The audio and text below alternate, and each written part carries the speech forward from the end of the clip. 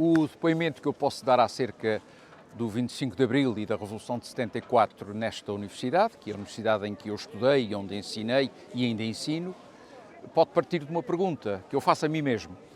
Como muda e até que ponto uma universidade que foi fundada no século XIII perante uma revolução como a que foi a de 74? Pois mudou e mudou muito. Eu posso de resto fazer a comparação porque eu era estudante, comecei a ser estudante desta universidade no ano escolar de 1968-69 e logo nesse ano de 1969 houve uma crise académica com uma rebelião de estudantes que foi muito dura e muito reprimida. E este é um primeiro aspecto que eu quero sublinhar, é que a universidade, tal como a sociedade portuguesa até então, até 74, era uma universidade reprimida. Não se estudava o que se queria, não se investigava o que se queria, não se ensinava o que se queria. Quem o fazia era, digamos assim, triturado pelo sistema. Já desde a grande crise académica de 1969 e da greve generalizada aos exames, que esta universidade, toda esta academia fervilhava de oposição ao regime.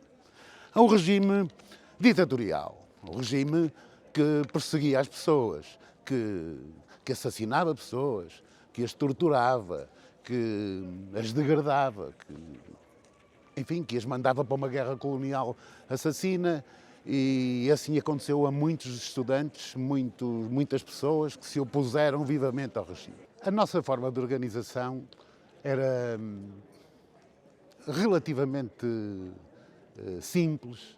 Porquê? Porque nós convivíamos todos os dias uns com os outros nas diversas faculdades. E, portanto, havia uma interação muito grande entre todas as faculdades que compunham a Universidade de Coimbra. E, portanto, faziam-se assembleias de faculdade, faziam-se reuniões gerais de alunos, assembleias magnas, e tudo isso eram formas de expressão da luta dos estudantes contra a ditadura. Claro que fomos perseguidos, cargas policiais, imensas, passo o termo, confusões com a polícia e sobretudo, a polícia de choque e com a PIDE, porque a PIDE frequentava todos os locais onde os estudantes, sabia que os estudantes se organizavam para combater a ditadura. Designadamente em cafés estratégicos, que eles sabiam que eram frequentados por estudantes assim mais, digamos, revoltosos, passo o termo, e mais conhecidos na academia por serem, figuras que de alguma forma eram líderes da oposição, mas que eram seguidos por centenas e centenas de estudantes, diria mesmo milhares. Na altura, eu penso que a universidade deveria ter à volta de 8 ou 9 mil estudantes. Hoje terá muito mais, mas na altura teria cerca de 8 ou 9 mil estudantes. E depois havia as repúblicas, porque as repúblicas também tinham um papel muito importante na vivência contra o regime que se passava em Coimbra. As repúblicas eram centros de grande oposição. Os estudantes organizavam-se também, muitas vezes, dentro das repúblicas, em reuniões privadas, em que tudo era preparado, e depois, naturalmente, tínhamos manifestações. Lembro-me, por exemplo, de uma manifestação que era usual haver em Coimbra, penso que ainda hoje existe, que é a tomada da Bastilha, onde os estudantes de capa e batina, fechada, porque havia o luto académico, estávamos ainda em pleno luto académico, e desfilávamos pelas ruas de Coimbra em completo e absoluto silêncio, com muita polícia a assistir, mas nós desfilávamos silenciosamente, sem olhar nunca para um polícia de choque. Nunca ninguém olhava diretamente para um polícia de choque. Pelo contrário, os estudantes viravam-nos a cara. Portanto, havia muitas manifestações e depois de caráter cultural. Eu lembro-me das manifestações em Coimbra, em que, como diz o célebre cartaz do João Abel Manta sobre o mudo juvenil, em que ele diz qualquer coisa do género, ao mudo juvenil que levou muita bordoada nos idos de 40, aqui em Coimbra levámos muita bordoada e eu estava nessas manifestações. Aqui nesta faculdade, no dia 25 de abril de 1974, reúnem-se pessoas espontaneamente. Aparecem aqui duas grandes figuras da academia e desta universidade, designadamente os professores Paulo Quintela, da Faculdade de Letras, e o professor Dr. José Joaquim Teixeira Ribeiro, que viria a ser reitor desta faculdade, desta universidade, aliás, após o 25 de abril.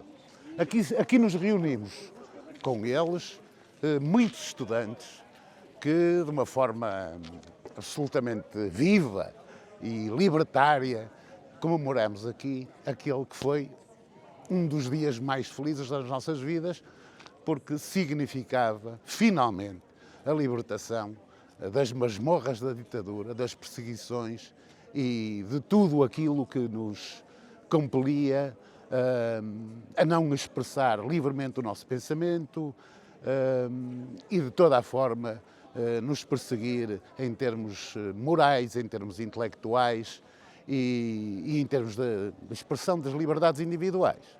A PIDE não se rendeu imediatamente. Havia ainda um preso político em Coimbra. Aliás, muito curioso, o último preso político de Coimbra foi preso na manhã do dia 25 de abril. Era um estudante da Universidade de Coimbra, anarquista, que quando ouviu as notícias na rádio não fez mais nada. Foi ao armário, tirou uma t-shirt preta, vestiu-a, pegou num pano qualquer preto e veio para a rua dar vivas à liberdade e à anarquia. Acontece que ia um PIDE no trolley, ia pegar ao trabalho, vê um sujeito a dar vivas à liberdade e diz: já tenho o dia ganho em termos de trabalho. Saiu do trolley e apanhou e levou-o preso. E este foi o último preso político de Coimbra. Isto para lhe dizer o quê? Que como o quartel-general não se tinha rendido, a PIDE não se tinha rendido, só houve a primeira grande manifestação em Coimbra, realiza-se, e é uma enorme manifestação, realiza-se no dia 26 de abril. E aí a expressão mar de gente faz de facto todo o sentido. Depois de 74, o que é que mudou? Mudou, por exemplo, uma intervenção muito mais ativa dos estudantes na vida da universidade.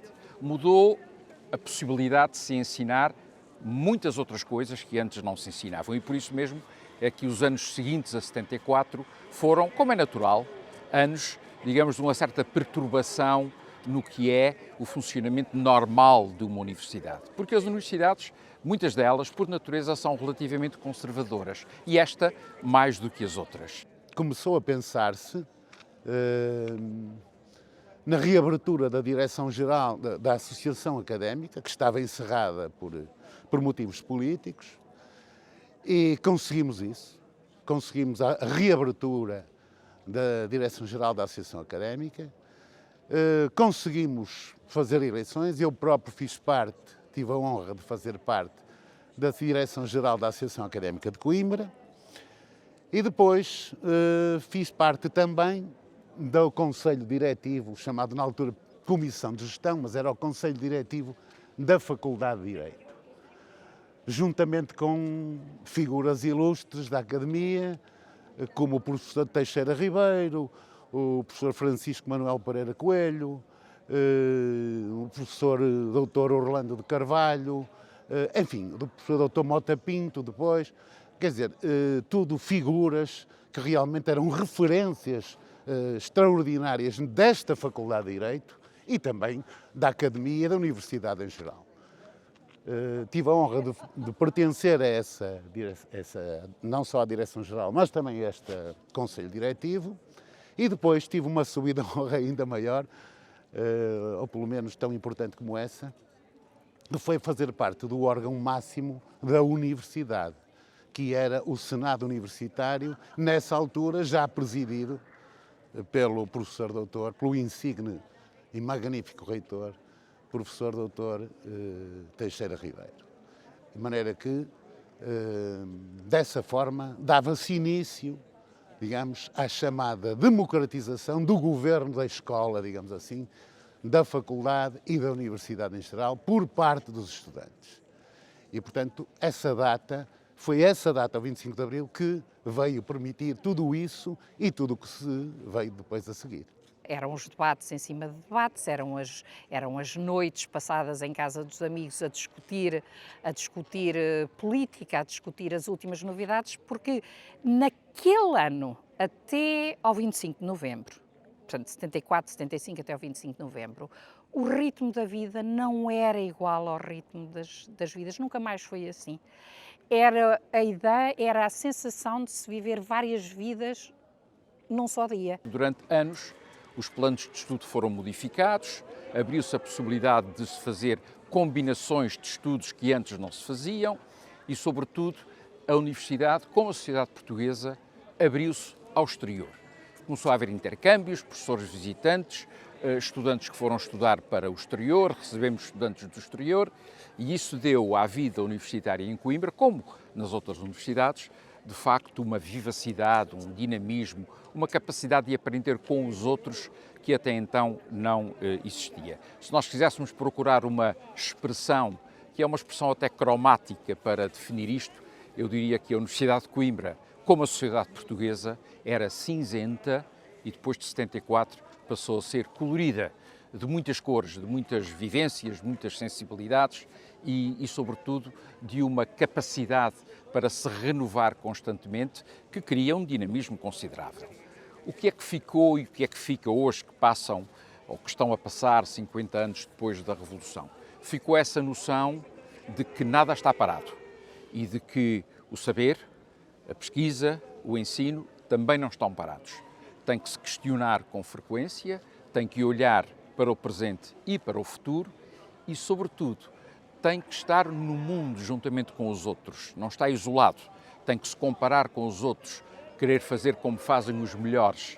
E esse é um desafio que a Revolução nos trouxe. Correu tudo bem? Não correu tudo bem, evidentemente. Houve alguns excessos, houve perturbações para além da conta, mas, de um modo geral, o testemunho que eu posso dar como pessoa que viveu a universidade antes e depois de 74 é que jamais eu quereria voltar ao que era a universidade antes de 1974. E isso aplica-se também em todos os aspectos à Universidade de Coimbra.